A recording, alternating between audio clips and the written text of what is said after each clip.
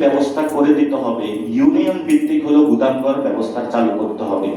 সেই গুদামঘর হলো কৃষক ডিরেক্টলি আসে যাতে তার ধানটা বিক্রয় করতে পারে, সরকারকে এই ফেসিলিটেশনের জায়গা দিতে হবে। আমরা দেখেছিলাম সরকার হলো প্রাইভেট সেক্টরে হলো এই গুদামঘর গুলা ছেড়ে দিয়েছে, অর্থাৎ কৃষক যখন তার ধান বিক্রি করার কথা সেই সময় সরকার না কিনে এটা পরবর্তীতে হলো সরকার ক্রয় করে থাকে। ইতিমধ্যেই কৃষকের অনেক ফসল নষ্ট হয়ে যায়, যার কারণে তার যে ন্যায্য মূল্য সেই ন্যায্য মূল্যটা সে পায় না। প্রান্তিক লেভেলের যারা কৃষক রয়েছেন তাদের সেই অবকাঠামো এবং পরিবহন খাতের ব্যবস্থা না থাকার কারণে তারা অনেক সংকটের মুখে পতিত হয়।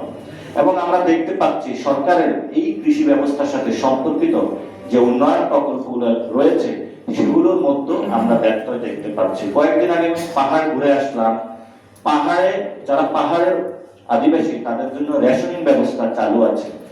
একজন পাহাড়ি সম্প্রদায়ের লোকের সাথে আমি কথা বললাম, আপনার যে রেশন ব্যবস্থা পান এটা তো আপনি দিব্যি হলে 1 মাস হলো আপনার ফুড স্ট্যাটাসে চলে যাওয়ার কথা।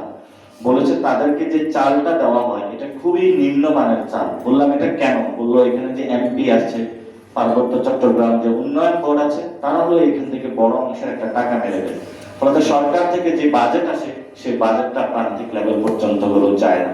এটা শুধু এখানে না, পৃথিবীর অন্যতম একটা আশ্চর্যজনক জায়গা হলো জেল। জেলে যখন ছিলাম তখনও আমাদের যে ফুড সেফটি ছিল, আপনার এত শতাংশ হলো আপনাকে মাংস দেওয়া হবে, সবজি দেওয়া হবে, এই বাটপাড়ার দল হলো এখান থেকে চুরি করতো। এবার বুঝেন আমাদের ফুড সেফটি কোথায় আছে। আমাদের যখন আমি প্রথম দিন জেলে গেলাম, আমাদেরকে যে খাদ্য দেওয়া হয়েছিল সেই খাদ্যের মধ্যে হলো পোকা ছিল, যেটার কারণে হলো আমি একদিন খাইতে পারি না। এটা হলো প্রত্যেকে এই সাফারিংস এর মধ্য দিয়ে যায়। তা আমরা যদি কৃষকদেরকে বাঁচাতে চাই, এই ক্লাইমেট চেঞ্জিং এর কারণে বাংলাদেশের সবকিছু ফেরত নিয়ে আসতে চাই, সরকার থেকে আমরা যথোপযুক্ত একটা অ্যাকশন প্ল্যান চাই, যে অ্যাকশন প্ল্যানটা সাউথ এশিয়ান স্ট্র্যাটেজির মধ্য দিয়ে যাবে।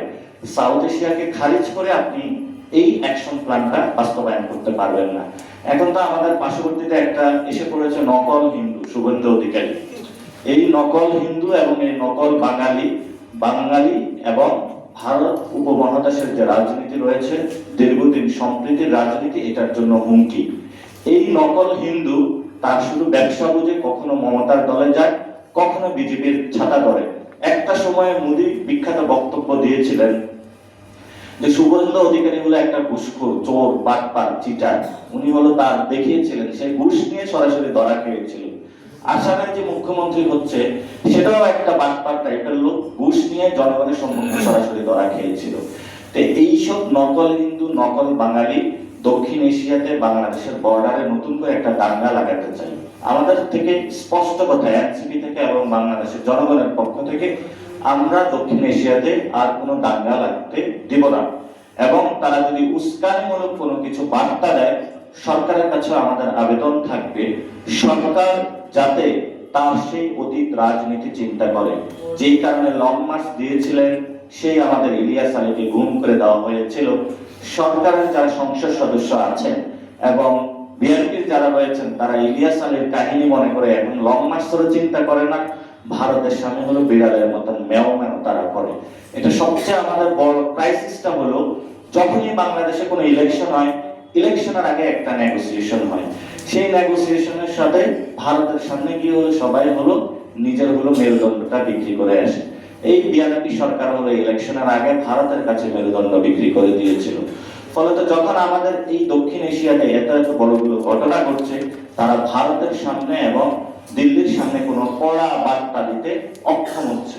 এই অক্ষমতার জায়গায় যদি তারা দেয়, তাহলে আমরা তাদেরকে বলবো তারা আসলে জাতীয়তাবাদী পলিটিক্সের আড়ালে ভুয়া জাতীয়তাবাদী। তারা কোন জাতীয়তাবাদী ব্যক্তি এই ধরনের রাজনীতি কখনো মেনে নিতে পারে না। আর কৃষি ব্যবস্থায় নতুন একটা জায়গা তো আপনারা দেখেন যে হলো আমাদের গরুর উৎপাদন। সীমান্তে গতকালকে আমি গিয়েছিলাম, সেখানে হলো যাওয়ার পথে হলো পুলিশ আমাকে ঢুকতে দিবে না। আর ভাই আমি তো বাংলাদেশের মধ্যে যেতে চাই, বাংলাদেশের মধ্যে যদি আমি যেতে না পারি তাহলে এটা বাংলাদেশে যারা সরকার আছে তাদের জন্য একটি লজ্জার একটি বিষয়। তারা ভয় পায় যে সীমান্ত গেলে কোনো উত্তেজনা সৃষ্টি হবে। তো সীমান্তে আমি প্রান্তিক লেভেলে গিয়ে দেখলাম সেই মানুষগুলোর ফুড সেফটি নাই, তাদের যে কৃষি ব্যবস্থা সেটা নিরাপত্তা নেই, এবং বড় যে হত্যাকাণ্ড গুলো হয়ে থাকে সেখানে আপনারা দেখবেন যে কৃষকের জমিতে সে গিয়ে চাষ করতে পারে না, ধান উৎপাদন করতে পারে না, পেঁয়াজ উৎপাদন করতে পারে না। বাংলাদেশের ভূমি সেখানে উৎপাদনের হলে কৃষক বঞ্চিত হচ্ছে। তো গতকালকে